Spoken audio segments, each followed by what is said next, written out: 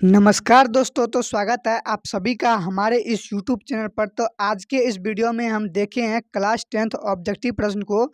तो इसमें जितने भी विज्ञान का जितने भी इम्पोर्टेंट क्वेश्चन है वो उन सभी को इस वीडियो में देखे हैं। तो आप सभी क्वेश्चन को एक एक कर याद करते जाइएगा। आपके एग्जाम 2025 में ये क्वेश्चन आएगा ही आएगा, तो एक भी क्वेश्चन को मिस मत कीजिएगा, ठीक है। तो चलिए हम शुरू करते हैं वीडियो को। और उससे पहले अगर आप हमारे चैनल पर नए हैं तो चैनल को सब्सक्राइब कर लीजिएगा और घंटी के निशान को भी दबा दीजिएगा। तो चलिए शुरू करते हैं वीडियो को। तो चलिए देखते हैं फर्स्ट नंबर सवाल क्या है आपका।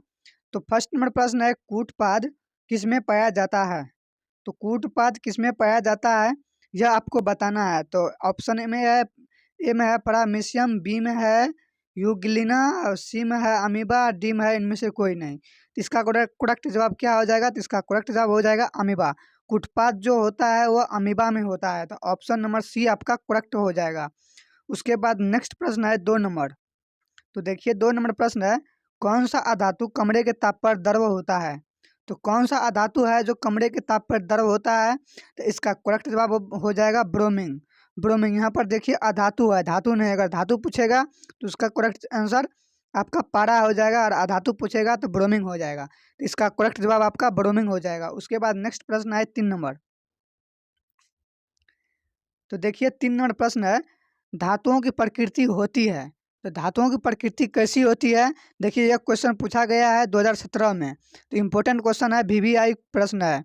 तो सभी क्वेश्चन को आप याद करते जाएगा। तो इसमें क्या पूछता है कि धातुओं की प्रकृति होती है, तो यह क्या होती है। तो इसका करेक्ट जवाब हो जाएगा धनात्मक, यानी कि धातु की जो प्रकृति होती है तो वह हमेशा धनात्मक होती है। उसके बाद नेक्स्ट प्रश्न है 4 नंबर। तो देखिए 4 नंबर प्रश्न है, सबसे अधिक विद्युत ऋणात्मक तत्व है। तो सबसे अधिक विद्युत ऋणात्मक तत्व क्या है। तो वह हो जाएगा आपका पारा F. Option number B correct हो जाएगा। उसके बाद नेक्स्ट प्रश्न है 5 नंबर। तो देखिए 5 नंबर प्रश्न है, निम्न में से कौन उपधातु है। ये प्रश्न भी 2 बार पूछा गया है, 2016 में और 2021 में। तो इम्पोर्टेंट क्वेश्चन है, तो याद करते जाइएगा। तो क्या कहता है कि निम्न में से कौन उपधातु है। तो इन चारों में से आपको बताना है कि उपधातु कौन है। तो उपधातु है S B. Option number D correct हो जाएगा। 5 का option number D S B. उसके बाद अगला प्रश्न है, तो 6 नंबर प्रश्न है, पीतल है। तो पीतल क्या है। तो पीतल एक मिश्र धातु है। मिश्र धातु ऑप्शन नंबर सी करेक्ट हो जाएगा। उसके बाद अगला प्रश्न है 7 नंबर। तो देखिए 7 नंबर प्रश्न है, निम्न में से कौन आयनिक यौगिक है।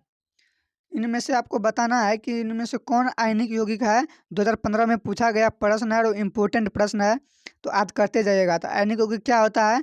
तो CaCO3, यानी कि ऑप्शन नंबर सी करेक्ट हो जाएगा। 7 का ऑप्शन नंबर सी आयनिक यौगिक है। उसके बाद अगला प्रश्न है 8 नंबर। तो 8 नंबर प्रश्न है, शुद्ध सोना व्यक्त किया जाता है। तो शुद्ध सोना को कितने कैरेट में व्यक्त किया जाता है। तो उसको 24 कैरेट में व्यक्त किया जाता है।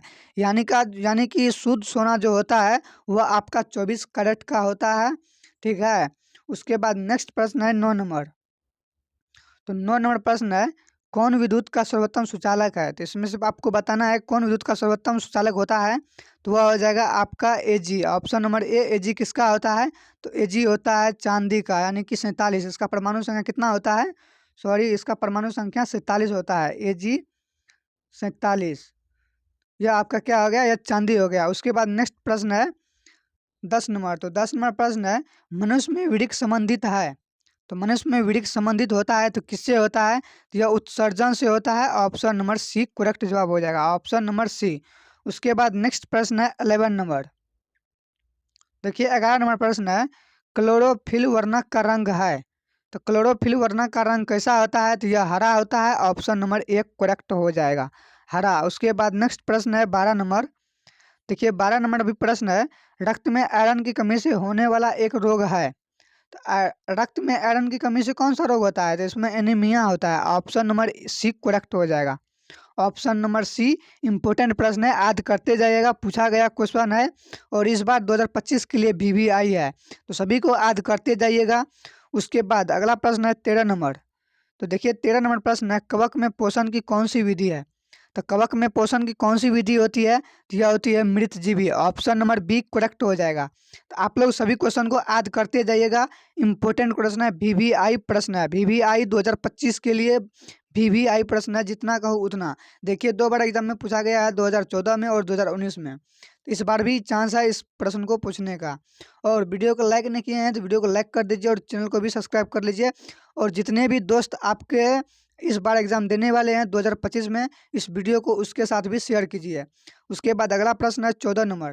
तो देखिए 14 नंबर प्रश्न है, ऑक्सीजन है तो ऑक्सीजन क्या है? तो यह एक हार्मोन है। ऑप्शन नंबर सी करेक्ट हो जाएगा। उसके बाद नेक्स्ट प्रश्न है 15 नंबर। देखिए 15 नंबर प्रश्न है, मनुष्य में वृक्क। 15 नंबर प्रश्न है, मनुष्य में वृक्क संबंधित है तो मनुष्य में वृक्क किससे संबंधित होता है? तो वह उत्सर्जन से होता है। ऑप्शन नंबर सी करेक्ट हो जाएगा। देखिए 2013 और 2020 में पूछा गया प्रश्न है, वीवीआई प्रश्न है, तो आप लोग याद करते जाइएगा। उसके बाद अगला प्रश्न है 16 नंबर। तो देखिए 16 नंबर प्रश्न भी क्या है, इंपोर्टेंट प्रश्न है। अमीबा अपना भोजन किसके द्वारा पकाता है? तो अमीबा अपना भोजन किसके द्वारा पकाता है या पकड़ता है, एक ही बात हुआ। तो यह करता है आपका कूटपाद के द्वारा। ऑप्शन नंबर बी करेक्ट हो जाएगा। उसके बाद नेक्स्ट प्रश्न है 17 नंबर। तो देखिए 17 नंबर प्रश्न है, फटाफट हम क्वेश्चन को करते हैं, ज़्यादा टाइम नहीं लेते हैं, इसलिए कि आप लोग कुछ ज़्यादा से ज़्यादा याद कर सके। अगर ज़्यादा हम बकवास करेंगे या ज़्यादा बोलेंगे तो आपका टाइम इसमें व्यस्त होगा। तो हम इसलिए चाहते हैं कि कम टाइम में ज़्यादा से ज़्यादा ऑब्जेक्टिव को करना है। तो हमको 40 क्वेश्चन को करना है, 40 क्वेश्चन को अभी हमको इसमें देखना है। इसलिए हम फटाफट क्वेश्चन को देखते जाते हैं। तो आप ज़्यादा आती नहीं होइएगा, ठीक है? तो सभी क्वेश्चन को मिस एक एक करके देखते जाइएगा, मिस मत कीजिएगा। तो चलिए अगला प्रश्न देखते हैं। देखिए 17 नंबर प्रश्न है, निम्न में से कौन मलेरिया परजीवी है? तो मलेरिया परजीवी इसमें से कौन है आपको बताना है। तो वह है आपका प्लाज्मोडियम। ऑप्शन नंबर 1 करेक्ट हो जाएगा। प्लाज्मोडियम जो है वो एक मलेरिया परजीवी है। उसके बाद नेक्स्ट प्रश्न है 18 नंबर। देखिए 18 नंबर प्रश्न है, खुला परिसंचरण तंत्र पाया जाता है तो खुला परिसंचरण तंत्र किसमें पाया जाता है? तो वह पाया जाता है कॉकरोच में। ऑप्शन नंबर सी करेक्ट हो जाएगा। आप लोग याद रखते जाइएगा। उसके बाद नेक्स्ट प्रश्न है 19 नंबर। देखिए 19 नंबर प्रश्न है, हमारे शरीर में कौन सा हार्मोन कार्बोहाइड्रेट तथा प्रोटीन वसा के उपापचय को नियंत्रित करता है? तो इसका जवाब क्या हो जाएगा? यह हो जाएगा थायरोक्सिन। थायरोक्सिन जो है वह हमारे शरीर के हार्मोन कार्बोहाइड्रेट प्रोटीन तथा वसा के उपापचय को नियंत्रित रखता है। थायरोक्सिन, थायरोक्सिन का काम है। तो ऑप्शन नंबर बी करेक्ट हो जाएगा। उसके बाद नेक्स्ट प्रश्न है 20 नंबर। तो देखिए 20 नंबर प्रश्न है, इनमें से किसकी उपस्थिति के कारण रक्त लाल दिखाई देता है? तो किसके कारण रक्त लाल दिखाई देता है? तो वह हो जाएगा आपका हीमोग्लोबिन। हीमोग्लोबिन के कारण ही रक्त लाल दिखाई देता है। तो ऑप्शन नंबर क्या हो जाएगा? तो ऑप्शन नंबर सी करेक्ट हो जाएगा। उसके बाद नेक्स्ट प्रश्न है 21 नंबर। तो देखिए 21 नंबर प्रश्न है, पित्तरस कहाँ स्रावित होता है? तो पित्तरस कहाँ स्रावित होता है? तो ये यकृत या लीवर में। ऑप्शन नंबर बी करेक्ट हो जाएगा। आप लोग याद रखते जाइएगा। इंपॉर्टेंट प्रश्न है, वीवीआई प्रश्न है, तो सभी को वीवीआई करते जाइएगा और याद करते जाइएगा। एक भी क्वेश्चन को मिस मत कीजिएगा। अगर आप मिस करते हैं अभी से क्वेश्चन को, तो आपको 2025 में जो एग्जाम देंगे तो आपको एक भी नहीं एग्जाम में क्वेश्चन नहीं फूटेगा। तो अभी से आप लोग याद करते जाइएगा सभी क्वेश्चन को। इंपॉर्टेंट क्वेश्चन बता रहे हैं और सही जवाब आंसर क्वेश्चन का आंसर दे रहे हैं। तो एक भी क्वेश्चन इसमें अच्छी मिस्टेक नहीं है। तो आप लोग सभी को याद करते जाइएगा। उसके बाद नेक्स्ट प्रश्न है 22 नंबर। तो देखिए 22 नंबर प्रश्न है, एक स्वस्थ मनुष्य में प्रकुंचन एवं अनुशिथिलीन दाब होता है। यानी कि एक मनुष्य का प्रकुंचन अनुशिथिलीन मतलब हो गया बीपी। यानी कि मनुष्य का जो बीपी होता है वो कितना होता है? तो 120/80। ऑप्शन नंबर 1 करेक्ट हो जाएगा। उसके बाद 23 नंबर प्रश्न है। 23 नंबर प्रश्न है, मनुष्य में वृक्क एक तंत्र का भाग है जो संबंधित है। तो किससे संबंधित है? तो वह हो जाएगा आपका उत्सर्जन से। ऑप्शन नंबर सी करेक्ट हो जाएगा। आप लोग याद रखते जाइएगा। उसके बाद नेक्स्ट प्रश्न है 24 नंबर। तो देखिए 24 नंबर प्रश्न है, पादप में जाइलम उत्तरदायी है। तो पादप में जाइलम उत्तरदायी है किसके लिए? तो यह हो जाएगा जल का वहन के लिए। ऑप्शन नंबर 1 करेक्ट हो जाएगा। आप लोग याद रखते जाइएगा। पादप में यानी कि पादप यानी कि पौधे में जल का जाइलम का क्या कार्य है? तो जल को पहुंचाना पत्ता तक। तो ऑप्शन नंबर 1 करेक्ट हो जाएगा जाइलम। उसके बाद नेक्स्ट प्रश्न है 25 नंबर। 25 नंबर प्रश्न है, सपोषी पोषण के लिए आवश्यक है। सपोषी पोषण के लिए क्या आवश्यक होता है? तो वह होता है कार्बन डाइऑक्साइड तथा जल, क्लोरोफिल, सूर्य प्रकाश, उपभोक्ता में सभी। तो इसका करेक्ट जवाब क्या हो जाएगा? ऑप्शन नंबर डी, इनमें से सभी इसके लिए तत्पर रहेगा, तभी मतलब भोजन अपना या पोषण प्राप्त कर सकेगा। हरा पौधा किसके सहयोग से भोजन बनाता है? इन्हीं सभी के सहयोग से अपना भोजन बनाता है। उसके बाद नेक्स्ट प्रश्न है 26 नंबर। तो देखिए 26 नंबर प्रश्न है, दही जमाने में निम्नलिखित में कौन सी क्रिया होती है? 2015 में पूछा गया प्रश्न है। तो दही जमाने में कौन सी क्रिया होती है? ये आपको पता है Q1 होता है। ऑप्शन नंबर ए हो जाएगा। ऑप्शन नंबर सी करेक्ट हो जाएगा। Option number C, option number C. उसके बाद नेक्स्ट प्रश्न है 27 नंबर। तो प्रश्न है, कौन अंतःस्रावी और बाह्यस्रावी ग्रंथि जैसा कार्य नहीं करता है? तो कौन नहीं करता है? तो वह हो जाएगा आपका पीयूष ग्रंथि। ऑप्शन नंबर बी करेक्ट हो जाएगा। पीयूष ग्रंथि जो है वह अंतःस्रावी और बाह्यस्रावी ग्रंथि जैसा कार्य नहीं करता है। उसके बाद नेक्स्ट प्रश्न है 28 नंबर। तो देखिए 28 नंबर प्रश्न है, वैसे पौधे जो पोषण के लिए सड़ी गली चीज पर आश्रित रहते हैं वह क्या कहलाते हैं? तो वह एक मृतजीवी कहलाते हैं। ऑप्शन नंबर बी करेक्ट हो जाएगा। तो आप लोग याद रखते जाइएगा, इंपॉर्टेंट प्रश्न है। उसके बाद 28 नंबर प्रश्न है, वैसे पौधे जो पोषण के लिए सड़ी गली चीज पर आश्रित रहते हैं वह क्या कहलाते हैं? तो वह क्या कहलाते हैं? तो वह मृतजीवी कहलाते हैं। ऑप्शन नंबर बी करेक्ट हो जाएगा। आप लोग याद रखते जाइएगा, इंपॉर्टेंट प्रश्न है। उसके बाद 29 नंबर प्रश्न है, पादपों में पाए जाने वाला वृद्धि हार्मोन निम्नलिखित में से कौन सा है? तो पादपों में पाए जाने वाला वृद्धि हार्मोन कौन सा है? तो वह हो जाएगा आपका जिबरेलिन। ऑप्शन नंबर एक करेक्ट हो जाएगा। तो आप लोग सभी को याद रखते जाइए। उसके बाद नेक्स्ट प्रश्न है 30 नंबर। देखिए 30 नंबर प्रश्न भी इम्पोर्टेंट प्रश्न है। 2011 में पूछा गया प्रश्न है। तो इस बार 100% गारंटी है कि ये सवाल पूछेगा। यानी कि प्रश्न पूछ रहा है, प्रकाश संश्लेषण द्वारा किसकी प्राप्ति होती है? कितना आसान सवाल है। तो किसकी प्राप्ति होती है? तो ग्लूकोज का। ऑप्शन नंबर सी करेक्ट हो जाएगा। तो ऑप्शन नंबर सी आप लोग याद रखते जाइए। उसके बाद नेक्स्ट प्रश्न है अगला 31 नंबर। तो देखिए 31 नंबर प्रश्न है, मानव आहार नाल का सबसे बड़ा भाग है। तो मानव आहार नाल का सबसे बड़ा भाग क्या है? तो वह है आपका ग्रास नली। ग्रास नली। ऑप्शन नंबर डी करेक्ट हो जाएगा। उसके बाद नेक्स्ट प्रश्न है 32 नंबर। तो 32 नंबर प्रश्न है, निम्न में से किसे कोशिका का ऊर्जा मुद्रा कहा जाता है? तो किससे कोशिका का मुद्रा ऊर्जा कहा जाता है? तो ATP को। ऑप्शन नंबर बी करेक्ट हो जाएगा। Option number B. उसके बाद नेक्स्ट प्रश्न है 33 नंबर। 33 नंबर प्रश्न है, पत्तियों में गैसों का आदान प्रदान कहाँ होता है? तो पत्तियों में गैसों का आदान प्रदान कहाँ होता है?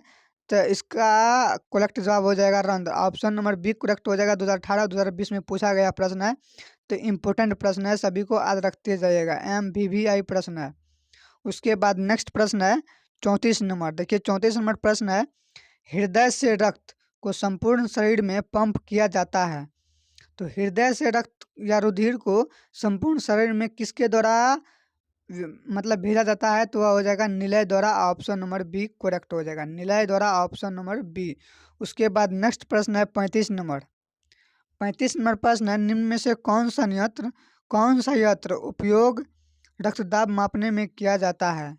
तो कौन सा किया जाता है? तो sphygmomanometer. Option number B C correct हो जाएगा। आप लोग याद रखते जाइएगा, इंपॉर्टेंट प्रश्न है। उसके बाद नेक्स्ट प्रश्न है 36 नंबर। तो 36 नंबर प्रश्न है, रक्त का कौन सा अवयव घायल स्थान से रक्त स्राव के मार्ग को रक्त का थक्का बनाकर अवरुद्ध करता है? तो वह कौन करता है? तो वह करता है platelets. Option number C correct हो जाएगा। प्लेटलेट्स जो है घाव में या कहीं किसी को कट जाता है तो प्लेटलेट्स ही वहाँ जा करके वहाँ पर रक्त खून का थक्का को जमा देता है, थक्का बना देता है प्लेटलेट्स। जिसके शरीर में प्लेटलेट्स नहीं होता है तो उसका खून बहुत पतला होता है। उसके बाद नेक्स्ट प्रश्न है 37 नंबर। देखिए 37 नंबर प्रश्न है, लोहे की परमाणु संख्या है। कितना आसान प्रश्न है। तो लोहे का परमाणु संख्या बोल रहा है तो परमाणु संख्या कितना होता है? तो Fe26 होता है। Fe26। तो ऑप्शन नंबर क्या है? ऑप्शन नंबर बी करेक्ट हो जाएगा। उसके बाद नेक्स्ट प्रश्न है 38 नंबर। तो देखिए 38 नंबर प्रश्न है, निम्न में से कौन सा पदार्थ ऑक्सीजन से संयोग नहीं करता है? तो इनमें से कौन सा पदार्थ है जो ऑक्सीजन का संयोग नहीं करता है? तो वह हो जाएगा आपका gold. Option number B correct हो जाएगा। तो ऑप्शन नंबर बी आप लोग याद रखते जाइएगा। उसके बाद नेक्स्ट प्रश्न है 39 नंबर। तो देखिए 39 नंबर प्रश्न है, कवक में पोषण की कौन सी विधि है? कवक में पोषण की कौन सी विधि है? तो वह हो जाएगा आपका मृतजीवी। ऑप्शन नंबर बी करेक्ट हो जाएगा। आप लोग याद रखते जाइएगा। उसके बाद नेक्स्ट प्रश्न है, लास्ट प्रश्न है। तो लास्ट प्रश्न आपका क्या है? प्रकाश संश्लेषण होता है प्रकाश संश्लेषण होता है 2015 में पूछा गया प्रश्न है। तो क्या इसका जवाब आपको पता है? तो आप लोग कमेंट करके बता सकते हैं। नहीं पता है तो कमेंट में बताइए यस या नो। तो इसका हम जवाब बता देंगे, अगर जानते हैं तो बता सकते हैं। तो इसका जवाब हम नहीं बताएंगे क्या होगा। तो प्रकाश संश्लेषण संश्लेषण से क्या होता है, कब होता है, तो यह दिन में होता है, रात में होता है, सुबह शाम कब होता है, तो वो कमेंट करके बता सकते हैं। तो मिलते हैं अगले वीडियो में, तब तक के लिए जय हिंद जय भारत।